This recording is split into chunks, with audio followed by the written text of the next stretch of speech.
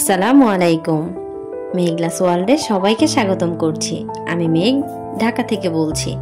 কাছে এবং দূরে, দেশ এবং দেশের বাইরে যে যেখান থেকে আমার ভিডিওটা দেখছেন, আশা করছি সবাই আল্লাহর রহমতে খুব ভালো আছেন। আমরাও আলহামদুলিল্লাহ খুব ভালো আছি। তো এই যে সবসময়ের মতো কিন্তু আজকেও আরেকটা নতুন ভিডিও নিয়ে চলে আসলাম। আশা করছি প্রতিদিনের মতো আজকের ভিডিওটা আমার আপু ভাইয়া আঙ্কেল আন্টিদের কাছে খুব ভালো লাগবে। তো যাই হোক, আজকের ভিডিওটা কিন্তু চাঁদ রাত থেকে শুরু করেছিলাম। তো এদিকে মামে মেহেদি দিয়েছিলাম, সেটা একটু ভিডিও করেছিলাম। তো ভিডিওটা আর কি শর্ট টাইপের হয়ে গেছে, এই জন্য ওই রকম দেখা যাচ্ছে ডিসপ্লেতে। তো আশা করছি আমার আপু ভাই আঙ্কেল আন্টিরা বুঝে নেবেন। তো যাই হোক, তারপরে কিন্তু সকালের ভিডিও এটা। সিয়ার পাপা কিন্তু নামাজে চলে গিয়েছে, তারপরে ভিডিওটা করেছে। রাতে আর বিছানার চাদর তোলা হয়নি, কারণ এই যে মামে মেহেদি দিয়েছি, কখন চাদরে লেগে যাবে এই ভয় কিন্তু আর চাদরটা তোলা হয়নি। তো যাই হোক, সকালবেলা কিন্তু ঘুম থেকে উঠে ফ্রেশ হয়ে নিয়েছি, রান্না করেছিলাম, একটু সেমাই রান্না করেছি আর একটু পায়েস রান্না করেছিলাম। আমাদের বাসায় তো আর কেউ নাই যে খাবে, তার জন্য আয়োজন করতে হবে। জাস্ট সিয়ার আমি একাই ছিলাম, সিয়ার পাপা তো আর ছিল না বাসায়, উনি তো ওই যে গরু কাটার জন্য চলে গিয়েছিল। তো যাই হোক, এদিকে কিন্তু বিছানাটাকে আমি সুন্দর করে গুছিয়ে নিয়েছিলাম আমার পছন্দের চাদরটা দিয়ে। তো আমার আপু ভাই আঙ্কেল আন্টিরা তো আগেও বলেছেন চাদরটা খুব সুন্দর, এখন আবারও বলবেন চাদরটা কেমন লাগছে বিছানোর পরে। তো যাই হোক, এদিকে কিন্তু আমি কাজ করে নিয়েছিলাম আর আবারও সেই পুরনো কথাটি বলছি। তো ভিডিওটা দেখতে দেখতে যারা এই পর্যন্ত চলে এসেছেন, এখনো পর্যন্ত একটা লাইক করতে ভুলে গিয়েছেন, তারা প্লিজ একটা লাইক করে আমার ভিডিওটা কন্টিনিউ করুন। আর যারা অলরেডি কাজটি করে ফেলেছেন তাদেরকে অসংখ্য ধন্যবাদ। আর যারা আজকে প্রথমবার আমার চ্যানেলটি ভিজিট করছেন, আমার ভিডিওর কোনো অংশ যদি আপনার কাছে ভালো লেগে যায়, আপনি চাইলে আমার চ্যানেলটাকে সাবস্ক্রাইব করে নিতে পারেন আর পাশে থাকা বেল আইকনটা প্রেস করে দিতে পারেন। এতে করে আমি যখনই ভিডিও ছাড়বো আপনার কাছে নোটিফিকেশন পৌঁছে যাবে। আর আপনি যদি চান, আপনার সময় এবং সুযোগ মতো আমার ভিডিওটা দেখে নিতে পারবেন। তো যাই হোক, প্রতিদিনের যে একটা ডায়লগটা কিন্তু দেওয়া হয়ে গেল। তো অনেকে কিন্তু বলেন এই কথাটা ভালো লাগে। তো যাই হোক, কার কাছে কেমন লাগে জানি না, আমি সবসময় আমার নিজের ভালোবাসাটাকে বেশি প্রায়োরিটি দিয়ে থাকি। তা আমার কাছে তো বেশ ভালো লাগে বলতে। তা আমার তো কথা বলা শেষ, আর কথা বলতে বলতে কিন্তু কাজ করে নিয়েছিলাম। বিছানাটা কিন্তু ঝাড়ু দিয়ে নিয়েছিলাম, তারপরে যে ঘরটাও ঝাড়ু দিয়ে নিচ্ছি সুন্দর করে। আর এই যে ভিডিওর সময় যে এই যে ফ্লাওয়ার দিয়ে যে ভিডিওটা করা, আমার কিন্তু এই ভিডিওটা খুব পছন্দের, আমার অনেক ভালো লাগে। আর বেসিক্যালি আমার যে এই যে ছোট ছোট পাতা পাতা ফুলটা, এটা কিন্তু আমার অনেক বেশি ভালো লাগে।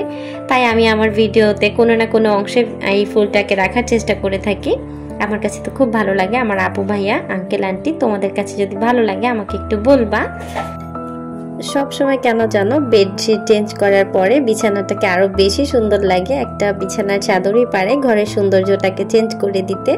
তা আমার কাছে কিন্তু এই চাদরটা বিছানোর পর ঘরটাকে অনেক বেশি ভালো লাগে আর খুব শান্তি লাগে দেখতে। আসলে সাদা কালারটা কিন্তু খুবই মায়ার একটা কালার।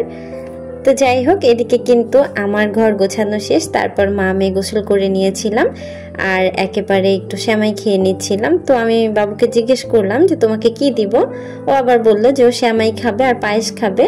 তো ওর কথাতেই কিন্তু দুইটা রান্না করা হয়েছিল। ও রাতে আমাকে বলে রেখেছিল যে আমি আমার সেমাই খেতে ইচ্ছে করছে, সকালে রান্না করে দিবে আর পায়েস রান্না করে দিবে।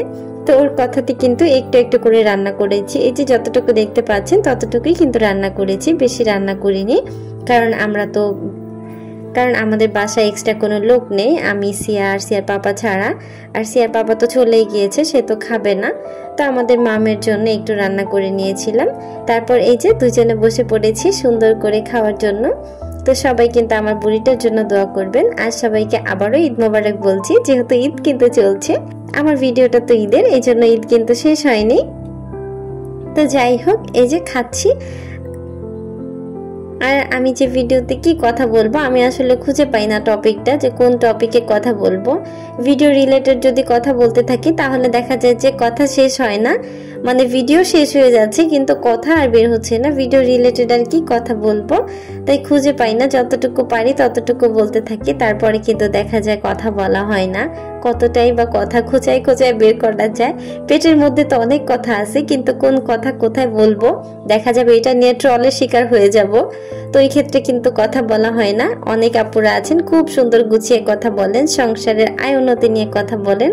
তো এটা কিন্তু না, আমি বুঝতে পারি না যে কোনটা দিয়ে শুরু করব, কি দিয়ে শুরু করব। এই ক্ষেত্রে বলাও হয় না, কারণ আমার আপুরা অনেক বড় আর অনেক জ্ঞানী, সবাই খুব ভালো কথা বলতে পারে, খুব ভালো সংসার চালায়, যে যার মতো করে সংসার চালিয়ে যাচ্ছে। কিন্তু আপুদের কথাবার্তা তো খুব সুন্দর, খুব হিসাব করে কথা বলে। আমি তো সেটা পারি না, আমি তো আমার মতো করেই কথা বলি। আমার ভিডিওতে কিন্তু এতটা কথা আয় উন্নতি নিয়ে, তারপরে কিভাবে সুখে শান্তিতে থাকা যায়, এইসব টপিকে কথা খুবই কম থাকে, কারণ আমি জানি না। আমি যতটুকু জানি আমি ততটুকু দিয়েই কথা সেরে নিই, আমার কাজকর্মগুলো সেরে নিই। তো আমার কাছে মনে হয় না যে এক্সট্রা কিছু বলার দরকার আছে আমার। আসলে কি, সবাই যদি একরকম কথা বলি, একই কথা বলি, তাহলে তো আপুরা বোর হয়ে যাবা। আমি না হয় এসব টপিক বাদেই দিয়ে দিলাম, আমার আপুদের জন্য রেখে দিলাম। আপু তোমরা বলে দাও, আর আমি আমার মতো পেঁচায় যাই। আমি যতটা পারি ততটুকুই বললে চাই। তো যাই হোক, আজকের অনেকগুলা কথা বললাম। আমার কোনো আপু ভাইয়া, আঙ্কেল, আন্টি তোমাদের কাছে যদি খারাপ লেগে থাকে, তোমরা কিন্তু ক্ষমা সুন্দর দৃষ্টিতে দেখবা। আর যদি বেশি ভালোবেসে থাকো, তাহলে অবশ্যই কমেন্ট বক্সে বলে দিবা কোনটা তোমাদের খারাপ লেগেছে আর কোনটা তোমাদের ভালো লেগেছে। তাহলে আমি আমার খারাপ লাগাটা শুধরে নিতে পারবো। তো যাই হোক, এদিকে কিন্তু এই যে অনেক বেশি পটর পটর করতে করতে কিন্তু ভিডিওর কথাই বলছি না। এদিকে এই যে আমাদের বাসায় গোশত চলে আসছিল। আমরা তো কোরবানি করিনি, আমার আপুরা হয়তো জানো। তো কোরবানি না করাতে কি হয়েছে, গোশত যে পাবো না সেটা কিন্তু হচ্ছে না। এই যে সিয়ার পাপার অফিস থেকে, মানে ওনার বসের বাসা থেকে গোশত পাঠানো হয়েছিল আমাদের জন্য। তো সেগুলোই কিন্তু আমি গুছিয়ে নিচ্ছিলাম, আর আজকের জন্য রান্নাও করে নিচ্ছিলাম। কারণ ওই যে সারাদিন তো আর রান্না বান্না করা হয়নি। গতকাল রাতে পোলাও রান্না করেছিলাম আর মুরগির তরকারি ছিল, তো সেটা দিয়েই কিন্তু খেয়ে নিয়েছিলাম। তারপর আর কিছু খাইনি, ঘুমিয়ে পড়েছিলাম আমি। তো দুপুরবেলা কিন্তু আর খাওয়া হয়নি, সকালে একবারে খেয়ে ঘুমিয়েছি, আর এক ঘুমে উঠেছি সন্ধ্যায়। তো ঈদটা আমাদের কিন্তু ঘুমিয়ে ঘুমিয়ে কেটে গেল। তারপরে এই যে উঠে দেখি যে বাসায় মাংস চলে আসছে, তারপর সেটা গুছিয়ে কাটাকুটি করে নিয়েছিলাম রাতে রান্না করার জন্য। তো একবারে কিন্তু রাতে রান্নাটাও করে নিব, এই জন্য কিন্তু এই জন্য যতটুকু রান্না করব ততটুকু কিন্তু আলাদা করে নিচ্ছিলাম, যে কতটুকু রান্না করা যায়। তো যাই হোক, এদিকে যে আজকের জন্য নিয়েছি, আর যা ছিল সেটা কিন্তু প্যাকেট করে সুন্দর করে রেখে দিয়েছিলাম, আর বলেরটা নিয়েছিলাম রান্না করার জন্য। আমার কাছে মনে হয় আমি বেশি কথা বলি, কিন্তু আবার নিজেই বলি যে আমি তো কথা বলতে জানি না। তো দেখা যায় কি, গরুর মাংসটা যদি একটু হাতে মেখে রান্না করা যায়, আমার কাছে কিন্তু ভালো লাগে। হাতে মেখে রান্নাটাও ভালো লাগে, আবার হচ্ছে মশলা কষিয়ে যে রান্নাটা, সেটাও ভালো লাগে। তবে দেখা যায় যে যখন একটু তাড়াহুড়া বেশি থাকে আর একটু ফাস্ট রান্নার প্যারা থাকে, তখন দেখা যায় এভাবে করে রান্না করে নিই। আজকে কিন্তু খুব তাড়া ছিল রান্না করার জন্য। তো বাসায় যখন গোশগুলা দিয়ে গিয়েছে, তখন কিন্তু আপনাদের ভাইয়া আমাকে বলে গিয়েছে যে তাড়াতাড়ি রান্না বান্না শেষ করে নিবা, মুভি দেখতে নিয়ে যাব। তো উনি যে টিকিট কেটে ফেলেছে সেটা কিন্তু আমাকে পরে বলা হয়েছে। উনি 8টার টিকিট কেটেছিল, আমাকে কিন্তু 7:30টার মধ্যে বাসা থেকে বের হতে হবে। তো ওইভাবে করেই তাড়াহুড়া করে রান্নাটা করে নিচ্ছিলাম। তারপর কিন্তু এই যে মশলাটাকে আমি আগে সুন্দর করে মাখিয়ে নিয়েছি, তারপর কিন্তু গোশের সাথে মাখিয়েছিলাম। তারপরে এই যে রান্না বসিয়ে দিয়েছি। সবাই তো রান্না করতে পারেন, সবাই যে যার মতো করে রান্না করে নেন, আমি না হয় আমার মতো করেই শেয়ার করলাম, এতে বা কে যায় আসে। তারপরে যে সুন্দর করে রান্না করে নিচ্ছি। আর ওইদিকে কিন্তু সিয়া ঘুমাচ্ছিল, ও তখনও উঠেনি, অলরেডি 6:30 বেজে গেছে, ও ঘুমাচ্ছে। তারপরে যে রান্না হতে হতে কিন্তু বাবু উঠে পড়েছিল, ওকে উঠানোর পরে ফ্রেশ করালাম। ফ্রেশ করে ওর তো ক্ষুধা লেগেছে, বলতেছে আম্মি আমার ক্ষুধা লেগেছে, আমি খাবো। তো তারপর কিন্তু তরকারিটাও এর মধ্যে হয়ে গিয়েছিল। মা মেয়ে দুজনে মিলে সুন্দর করে খাওয়া দাওয়া করে তারপর কিন্তু চলে গিয়েছিলাম আমরা মুভি দেখার জন্য।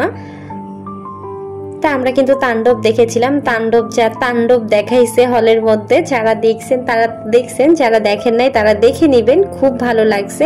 আর এত ভালো মুভি যা বলার বাহিরে, এত টুইস্ট পাবেন, আমি কারো কাছে বলতে চাচ্ছি না কি কি টুইস্ট আছে, কিন্তু অনেক টুইস্ট পাবেন ছবিটার মধ্যে। যারা যারা না দেখেছেন তারা কিন্তু দেখে নিতে পারেন। আর আমার যে বন্ধু, ও কিন্তু আমাকে বলে ভাই তুই এত মুভি দেখোস, তুই যেমন ভাইয়া ওই রকম, তোরা দুইটা মানুষ একই হইছিস।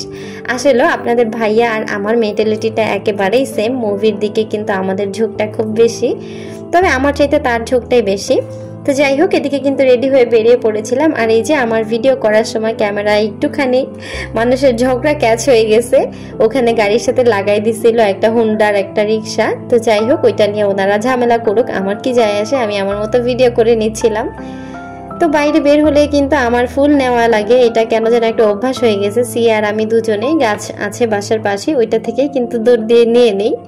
তো দুইজনে দুইটা ফুল নিয়েছিলাম, ওরটা কিন্তু ওর পাপাকে দিয়েছে আর আমারটা কিন্তু আমার হাতেই ছিল। তো আমি আবার একটু রং ঢং করছিলাম, রং ঢং করতে করতে কিন্তু একেবারে হলে চলে আসছি। আজকের ভিডিওটা একটু বেশি বড় হয়ে গেল, সবার সুস্বাস্থ্য কামনা করে আজকের ভিডিওটা এখানেই শেষ করছি। সবাই ভালো থাকবেন, সুস্থ থাকবেন। আল্লাহ হাফেজ, আসসালামু আলাইকুম।